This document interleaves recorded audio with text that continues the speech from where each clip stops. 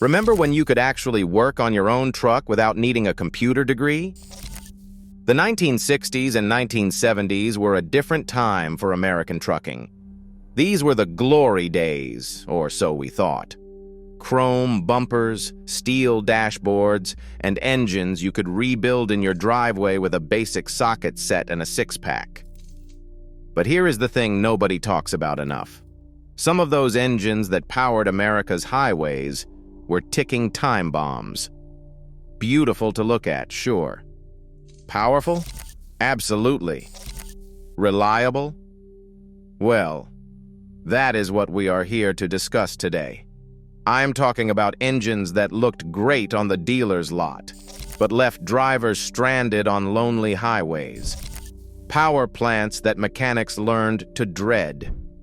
The ones that made grown men who had driven 1,000,000 miles question their choice of career.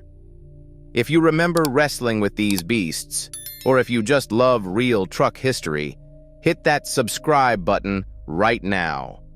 We are diving deep into the engines that tested the patience of every driver and mechanic who had to deal with them. Let's start with one that will get some of you fired up, the Detroit Diesel 8V71. Now, before the comment section explodes, let me say this. The 8V71 had its fans. Plenty of drivers swore by it, but just as many swore ate it, and with good reason.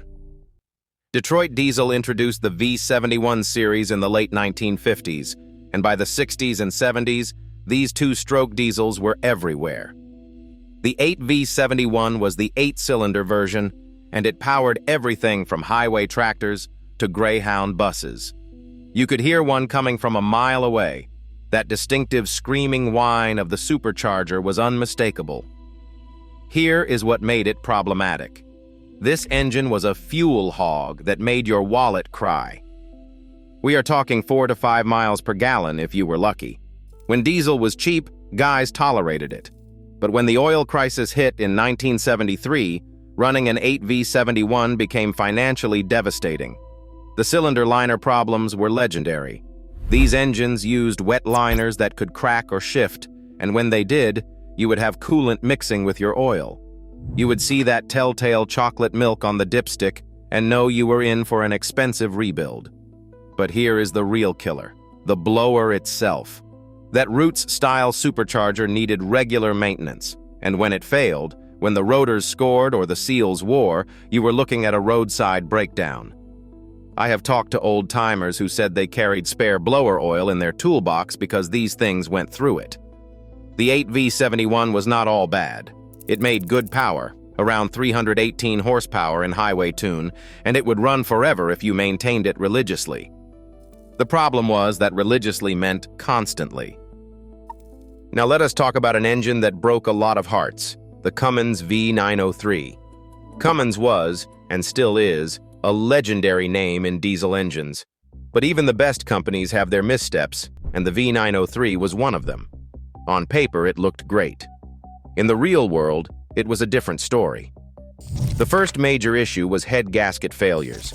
The V903 used individual cylinder heads, 8 of them, and those head gaskets were under tremendous stress. The engine ran hot, and those gaskets would blow with disturbing regularity.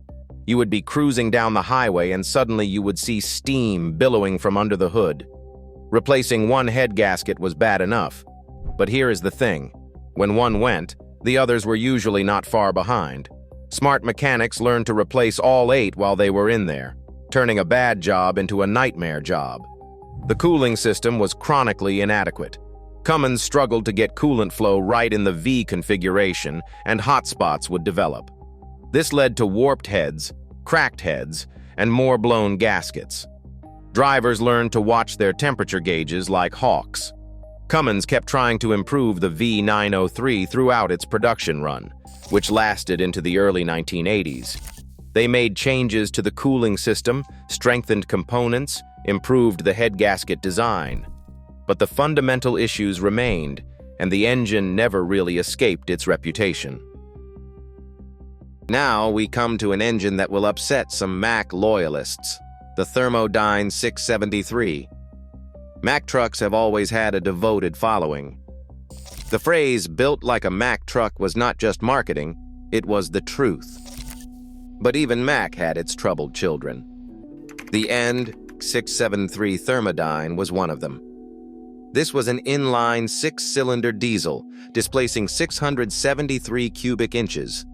Mack put them in everything from R models to DM models throughout the 1960s and 70s. The Thermodyne name came from the direct combustion chamber design, which was supposed to provide better fuel economy and cleaner combustion. The theory was great. The reality was problematic.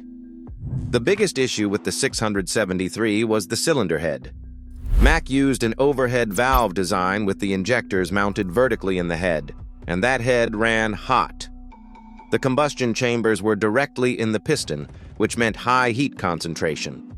Those heads would crack, especially between the valves. Mechanics said they could spot a 673 that was about to crack a head. The engine would start using coolant, just a little at first. You would top off the overflow tank every few days. Then it would get worse and worse until finally you would lose the head gasket or crack the head itself. The fuel system on the 673 was another adventure.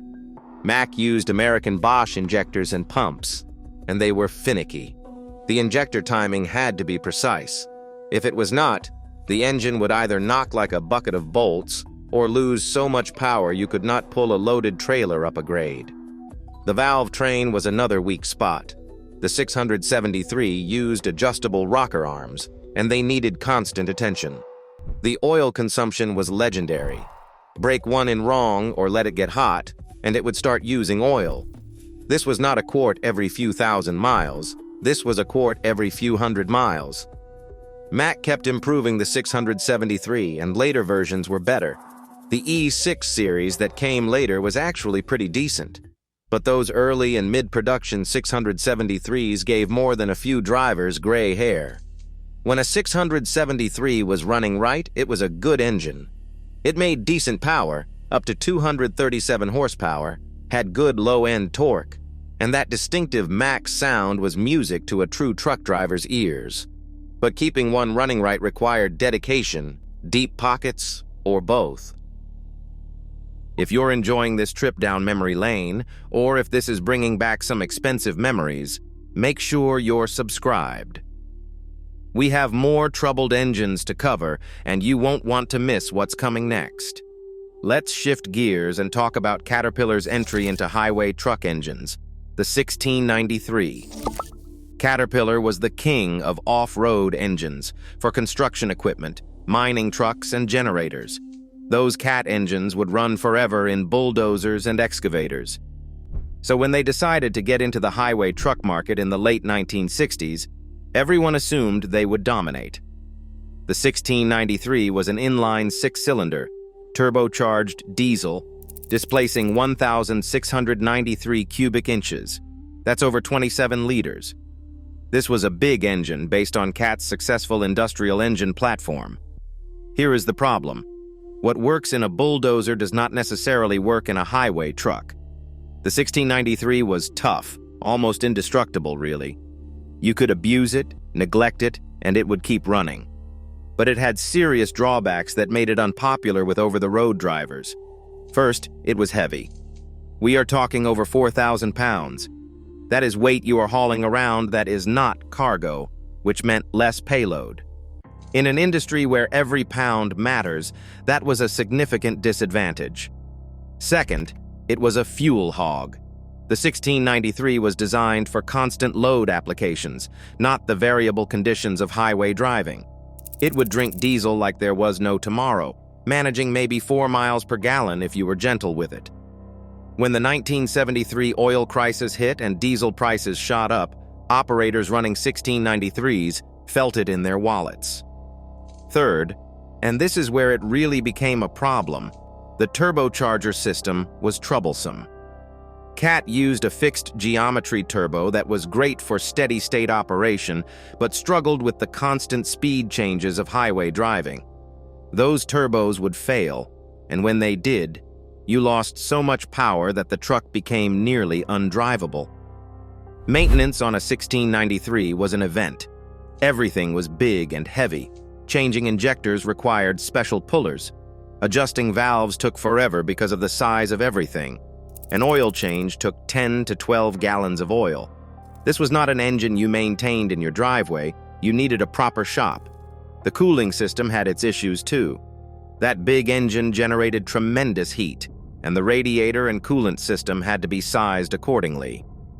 Overheating was a common problem, especially in hot climates or when pulling heavy loads up long grades. Interestingly, the 1693 found a second life in marine and industrial applications where its durability and simple design were advantages rather than drawbacks.